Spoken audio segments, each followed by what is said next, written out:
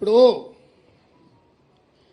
ఇది టీవీలలో సీరియల్ చూస్తే సంవత్సరాల కొద్ది కొనసాగుతూనే ఉంటాయి. వాటికి ఆరంభం ఎప్పుడైందో చెప్పలేము, అంతం ఎప్పుడైతుందో కూడా చెప్పలేము. ఈ లిక్కర్ స్కామ్కు సంబంధించి కూడా కేసీఆర్ కుటుంబము, బీజేపీ ప్రభుత్వం నిరంతర ధారావాహికంగా టీవీలలో ఒక సీరియల్ను తలపించే విధంగా నాటకాలకు, డ్రామాలకు తెరలేపినరు. ఇన్ని సంవత్సరాల నుంచి కొనసాగుతున్న ఈ డ్రామా నిన్న అరెస్టు డ్రామాతో పతాక స్థాయికి వచ్చింది. అసలు ఇన్ని రోజుల నుంచి ఇంతమందిని అరెస్టు చేసి ఇప్పటి వరకు అరెస్టు చేయకపోవడము, రెండవది ఈరోజు ఎన్నికల నోటిఫికేషన్ వస్తుందనంటే ఒక రోజు ముందు అరెస్టు డ్రామాకు తెరలేపడము దేనికి సంకేతం? ఇది అంటే అవినీతి మీద చర్యలు తీసుకున్నామని ఛాంపియన్షిప్ వాళ్ళు తీసుకోవాలని, సానుభూతుల కోటాలో వీళ్ళు ప్రజల సానుభూతి బొమ్మాలి, మమ్మల్ని ఇబ్బంది పెడుతుండ్రు, మమ్మల్ని జైలు పాలు చేస్తున్నారని చెప్పుకోవాలి వీళ్ళు అని ఇద్దరు కలిసి ఒక వ్యూహాత్మక రాజకీయ ఎత్తుగడతో వస్తుండ్రు.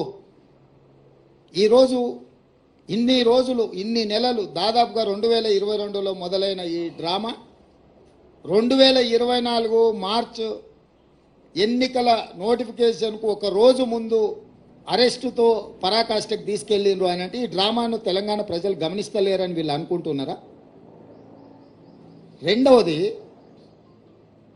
కల్వకుంట్ల కవిత గారు, కల్వకుంట్ల చంద్రశేఖరరావు గారు కూతురింటికి పోలీసులు దాడి చేసి ఢిల్లీ నుంచి ఈడీ అధికారులు వచ్చి అరెస్ట్ చేసి తీసుకెళ్తుంటే బాధ్యత కలిగిన తండ్రిగా చంద్రశేఖరరావు గారు అక్కడికి రాలేదు అంటే దీన్ని ఎట్లా అర్థం చేసుకోవాలి?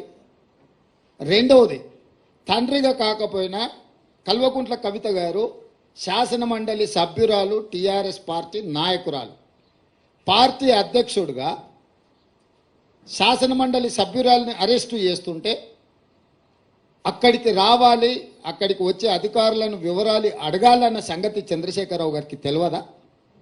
పోనీ ఇప్పటి వరకు కూడా చంద్రశేఖరరావు గారు అరెస్టును ఖండించలేదు.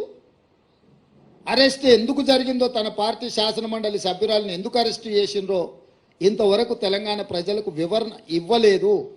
చంద్రశేఖరరావు గారి మౌనము ఏ రకంగా అర్థం చేసుకోవచ్చు? మూడో అంశము, గతంలో ఎప్పుడు కూడా మొదట ఈడీ వస్తారు, తర్వాత మోడీ వస్తారు అనుకునేటోళ్ళం. నిన్న మాత్రం ఈడీ మోడీ కలిసే వచ్చిరా తెలంగాణకు. అంటే అవినీతి పరుల మీద చర్యలు తీసుకుంటున్నామనే ఛాంపియన్షిప్లో మోడీ గారు కోట్లు పడాలి, అయ్యో పాపం ఆడపిల్లని అరెస్టు చేసిండనే సానుభూతితోని బీఆర్ఎస్ కోట్లు పడాలి. సర్వేలని 12 సీట్లు కాంగ్రెస్ గెలుస్తుంది అని కోడై కూస్తుంటే రాజకీయంగా కాంగ్రెస్ పార్టీని దెబ్బతీయడానికి ఈ రకమైన ఒక చీప్ పొలిటికల్ టాక్టిక్స్ ప్లే చేస్తున్నారు.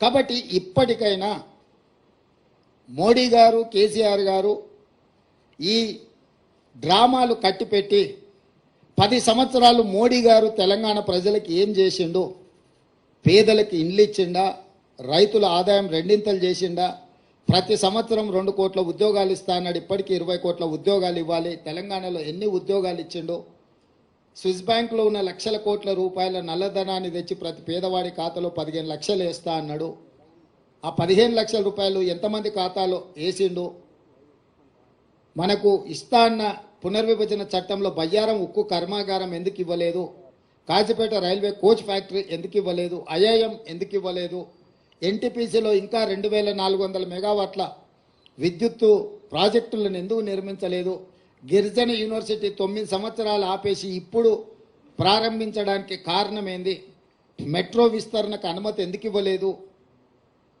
ఇట్లాంటి చాలా విషయాలలో బీజేపీకి సమాధానం చెప్పడానికి ఏమీ లేదు. కాబట్టి ఈరోజు ఈ అరెస్టులు, ఈ అవినీతికి వ్యతిరేకంగా మేము ఏదో చర్యలు తీసుకుంటున్నాం అన్నట్టుగా నాటకాలు ఆడుతున్నారు. ఈ నాటకాన్ని ప్రజలు గమనించాలి. మొన్న జరిగిన ఎన్నికల్లో మేము ఇచ్చిన మాట ప్రకారం ప్రజలకు అన్ని రకాలుగా సహాయంగా నిలబడి ఒక విశ్వాసాన్ని కల్పించి స్వేచ్ఛాపూరితమైన వాతావరణంలో పరిపాలన అందిస్తున్నాము.